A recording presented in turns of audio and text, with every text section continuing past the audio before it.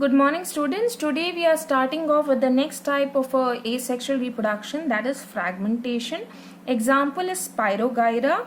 Okay, it is an algae because filamentous organism such as green alga, Spirogyra. It breaks up into two or more fragments. It might be because of the water current or friction. We see that the Spirogyra breaks up into many fragments, and each fragment is capable of developing into new individual. And under animal, this is an alga, it comes under plant kingdom. Under animal, fragmentation is seen in sponges and flatworm. It shows fragmentation of the body and the fragment develops into new individuals. Remember, fragmentation is nothing but the parent body breaks up into pieces. Regeneration. It is a common observation that if you cut a skin off your finger, it heals, okay, or it regenerates. Lizard also, it to protect itself, it breaks off its tail. Even starfish, you cut the arms of the starfish along with the center portion, we see that it can regenerate.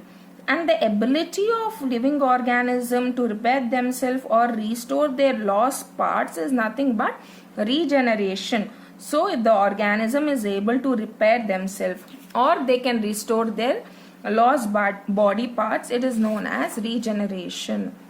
Remember, there's a difference between fragmentation and regeneration. Fragmentation, the entire organism broke into pieces and each organism was developed into a new individual.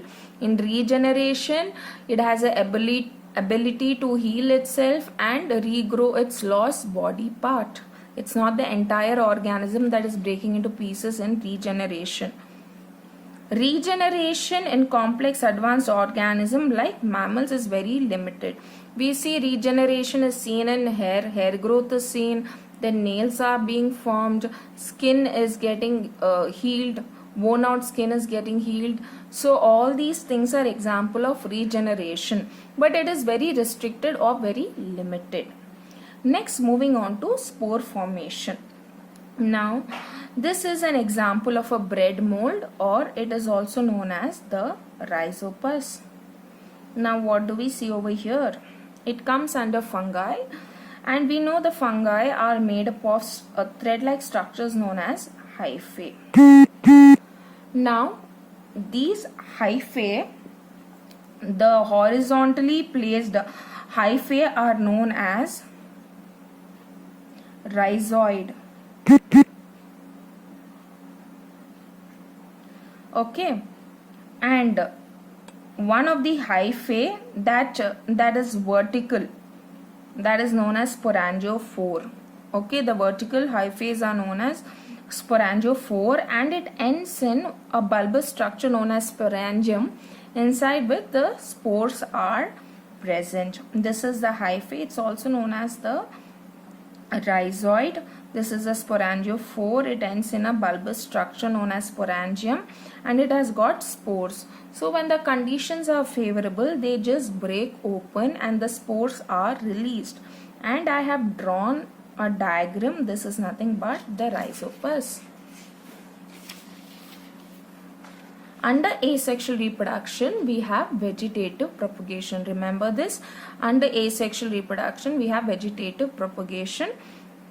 Here, let's see vegetative propagation. Vegetative propagation is seen in plants. Swollen roots. By using roots, an entire plant can be regrown. Example: sweet potato, dahlia, asparagus. Using stem, an entire plant can be regrown. Potato, ginger, sugarcane, turmeric.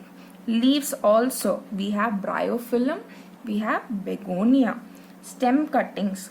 Short length of plant are placed in the soil and which develop adventitious roots. So for stem cuttings, the name itself is telling you we are taking short lengths of the plant and then we are placing it in the soil, and finally it develops adventitious roots. The adventitious roots are nothing but which can develop from any part of the plant. The roots which can arise from any vegetative part of the plant. Example: rose and coleus. root cuttings, it's lemon and tamarind. Students, you need to know various methods of vegetative propagation and the different examples.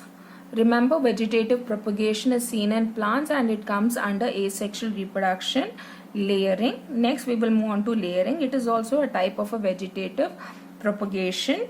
Here, can you see this main plant? This is a main plant.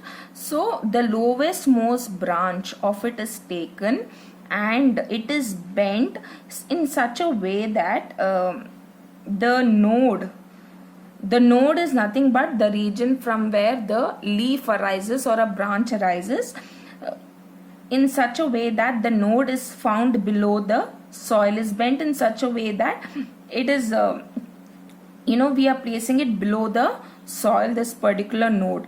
And after a while we see adventitious roots develop and we can cut this and a new plant can be grown.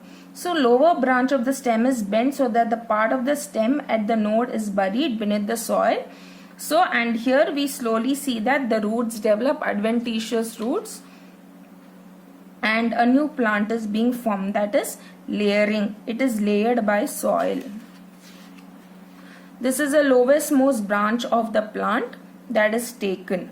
Okay, here the I have not shown you the lowest most branch. It looks like the uppermost branch, but usually lowest most branch is taken and it is bent in such a way that the node from where the leaf or branch arises is buried beneath the soil. Next, again, means of vegetative propagation, that is grafting. Now plant is derived from two different individuals. Okay, here now we want to incorporate, we have plant A and we have plant B. Now we want to incorporate the good characteristics of both A as well as B in one plant. Now what do we do here? What we do is we are taking the root portion known as the stalk and the stem portion known as scion, and we are tying them carefully by using grafting glue. We get what is called as grafting glue. Then what happens over here is, once grafting is done, slowly both the characteristics are getting incorporated in the same plant. So here all the plants you cannot try out grafting. Only certain plants grafting can be done. Find out which are those plants and what are the fruits that we obtain through grafting. This is how grafting is done. You're taking a root and a stem of two different individuals or two different plants, and we are sealing it using the grafting glue, and you're tying it very carefully, and slowly we see it develops into a new individual or a new plant.